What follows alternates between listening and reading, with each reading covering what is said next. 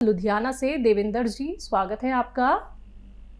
हाँ जी, नमस्ते जी। जी नमस्कार हकीम मैम। जी को भी नमस्ते।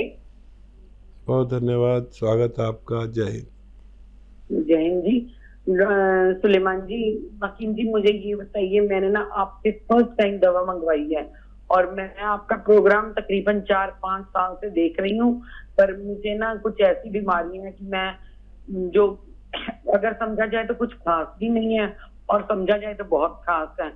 इसलिए मैं बहुत परेशान हूँ। पर आपके वेल बिहेव के चलते मैं आपसे एक बार बात करना चाहती थी, बहुत ज्यादा जरूरी समझ रही थी। मुझे ना आपसे अभी मैंने गौनसिया ऑर्डर किया था, तो मुझे जबकि आपके वहाँ के डॉक्टर बता रहे थे कि आप एक बार नमक जैतून भी मंगाओ।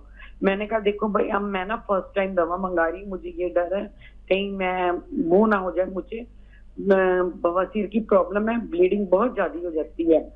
तो अगर कोई दवा गर्म होगी तो मुझे बहुत ज्यादा परेशानी हो जाएगी। मैं अपनी परेशानी को लेके खुद ही परेशान थी, इसलिए आपको मैंने परेशान किया, सॉरी। बट आप एडवाइस भी आप ही मुझे देंगे। ठीक है। बवासीर कौन सी है, खूनी या बादी? जी ब्लीडिंग वाली है, ब्लीडिंग हो जाती है। ठीक है, ठीक है, ठीक। अच्छा देखिए, ये नुस्खा थोड़ा सा कब्ज करता है किसी किसी को, और किसी किसी को, सबको नहीं। और इसकी खुराक जो गौनसिया की है वो 2 चुटकी है। आप एहतियातन एक एक ही चुटकी लें। ये इसलिए कह रहा हूँ कि आपको कोई परेशानी ना हो और मेरी भी इज्जत रह जाए। तो एक एक चुटकी दिन में 2-3 बार पानी या दूध से ले लीजिए खाने के बाद। तो एक तो ये, और एसिडिटी, कब्ज या ऐसी चीज़ की आपको परेशानी है तो इसकी दवा भी साथ में ले सकते हैं। लेकिन ये दर्द और गौनसिया तो इससे फ़ायदा हो ही जाता है बेशतर लोगों को। लेकिन ये जो ब्लीडिंग वाली बवासीर है, इसका नुस्खा लिख लीजिए आप, ये बहुत ज़रूरी है। ये आपको बहुत कमज़ोर कर देगा नहीं तो। लिखना शुरू करें, मैं बताना शुरू करता हूँ। कत्था सफ़ेद।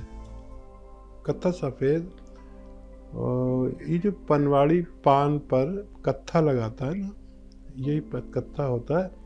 इसमें एक काला सा आता है, एक सफ़ेद सा, तो सफ़ेद वाला बेहतर है। कत्था सफ़ेद ले लीजिए। 50 ग्राम का नुस्खा बना लीजिए। कत्था सफ़ेद 50 ग्राम, अलसी 50 ग्राम, गौन मोरिंगा सफ़ेद, ये असली लेना, ये नकली बहुत मिलता है। गौन मोरिंगा सफ़ेद 50 ग्राम, या 100 ग्राम का भी आप बना सकते हैं। गौन मोरिंगा सफ़ेद 50 ग्राम, और लाजवंती, ये बीज होते हैं बारीक बारीक, लाजवंती 50 ग्राम। सब गोल की भूसी आप यकीनन जानते ही होंगे। इस सब गोल की भूसी 50 ग्राम।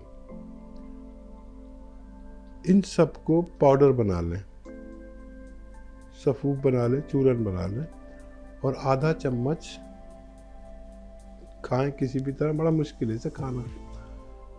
इसको ज़रा सा पानी मिला के गोलियां भी बना लेते हैं, काबली चने के बराबर। जैसे बड़ा वाला चना होता है, ऐसी बड़ी बड़ी गोलियां बना लेते हैं, और 2 सुबह 2 शाम खानी होती है। या पाउडर ही खा सकते हैं, तो ये चिपकता है ज़बान में, बड़ी मुश्किल से जाता है अंदर। गोली बना लेंगे तो आसानी से जाता है, या फिर 2 कैप्सूल लेके उसमें भर लें, वो खा लें। खाना बड़ा मुश्किल है। 2 सुबह 2 शाम दूध से खा लिया करें। खाने से पहले आपको फ़ायदा होना मुमकिन है। हकीम साहब, मौसम ऐसा हो गया है कि बीमारी चाहते ना चाहते व्यक्ति को हो ही रही है। सर्दी, जुकाम, खांसी, फीवर हो या फिर पेट से जुड़े, तो हर घर में पेशेंट देखे जाते हैं। अगर 5 मेंबर है, 5 को पेटों की तकलीफ है। अब लोग क्या है, घर का खाना खाने से बचते हैं, बाहर के खाने के बड़े शौकीन हो गए हैं क्योंकि वक्त की कमी हो जाती है। लेकिन कुछ चीज़ों का ख्याल रखना हकीम साहब बहुत ज़रूरी है। जैसे हमारे पूरे दिन का एक डाइट होता है, एक शेड्यूल होता है, वो हमें बैलेंस करना कितना ज़रूरी है, क्योंकि हम ये अच्छे से जानते हैं पेट हमारे सारे रोगों की जननी है। बड़ा मसला सबसे ज़्यादा आज तक जी जी, हकीमों ने और वैद्यों ने यहाँ तक कि अब तो डॉक्टरों ने भी मान लिया कि पेट जो है बीमारियों की जननी है। और पुराने ज़माने से यही कहते आ रहे हैं, और ये जो एलोपैथिक डॉक्टर हैं ये साबित भी करते हैं। हम तो सिर्फ कहते हैं, ये लोग साबित भी करते हैं कि पेट ठीक रहे तो तंदुरुस्ती ठीक रह सकती है, और इसी से बीमारियां उत्पन्न होती हैं। अब पेट की बीमारी, लीवर की बीमारी, किडनी की बीमारी, अगर आप कभी हॉस्पिटल जाते हैं तो ऐसा लगता है कि सारी दुनिया को बीमारी हो गई। अगर आप लीवर के हॉस्पिटल में जाएं तो लीवर के बीमार ऐसे ऐसे मिलेंगे कि आपको देख के डर लगेगा। दिल के शोबे में जाएं, दिल के डिपार्टमेंट में, तो हाँ आप डर जाएंगे कि अरे, ऐसा लगता है सारी दुनिया उसी रोग में है। तो खान पान में बड़ा फर्क आ गया, नियतों में बड़ा फर्क आ गया। नियतें जो कुछ खाते हैं, साग सब्जी या जो भी हमारा भोजन है, वो सब केमिकल से बनाया जाने लगा। फिर हम भी ऐसे हो गए कि हम अपनी माँ के घर के हाथ का खाना को छोड़कर बाजार का खाने में इंटरेस्ट रखने लगे, और हमारी माएँ भी कुछ ऐसी हो गई कि खुद मसाले न पीसकर बाजार से तैयार शुदा मसाले लाकर उनसे खाना बनाते हैं। बात तो वही हो गई।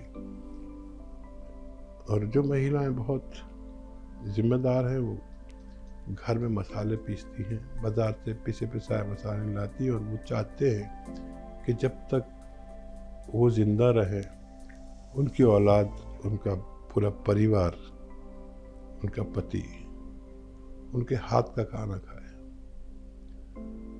और बहुत खतरनाक दौर आ गया है। कब हमारा जिस्म का कौन सा पुर्जा इम्प्रेस हो जाए और हम डॉक्टर के पास जाएं और मालूम हुआ वो किडनी खराब हो गई, अब ठीक नहीं हो सकती,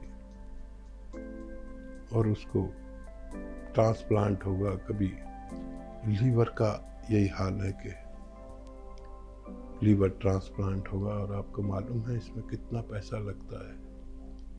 गरीब आदमी तो करा ही नहीं सकता।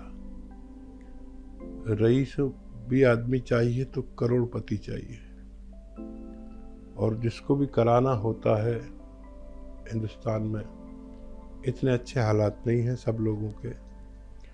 तो अगर याद रखें कि अच्छा खाना खाएं, चाहे चटनी से खा लें, बाजार का ना खाएं। मैं तो नहीं खाता, बहुत कम खाता हूँ, कभी इत्तेफाक से, जब मजबूर हूँ जब खाता हूँ। मजबूरी में खा लिया, शौक में ना खाएं। याद रखें कि अगर कोई भी इंसान बीमार हुआ, खासतौर पर गरीब आदमी, तो वो कर्जदार हो जाएगा, या उसकी बीवी का जेवर बिक जाएगा, या मकान बिक जाएगा, या लोन चढ़ जाएगा। इतने पैसे लगते हैं आज हॉस्पिटल जाने में, या फिर सरकारी हॉस्पिटल में तकलीफ उठाते हुए मर जाएगा। तो अपनी माँ के खाने को इज्जत दीजिए, खाया करिए, कोशिश करें शुद्ध चीज़ें खाएं। वैसे तो बड़ा मुश्किल है आजकल, दूध घी भी शुद्ध मिल जाए तो बड़ी भगवान की माया है। शुद्ध चीज़ों का प्रयोग करें।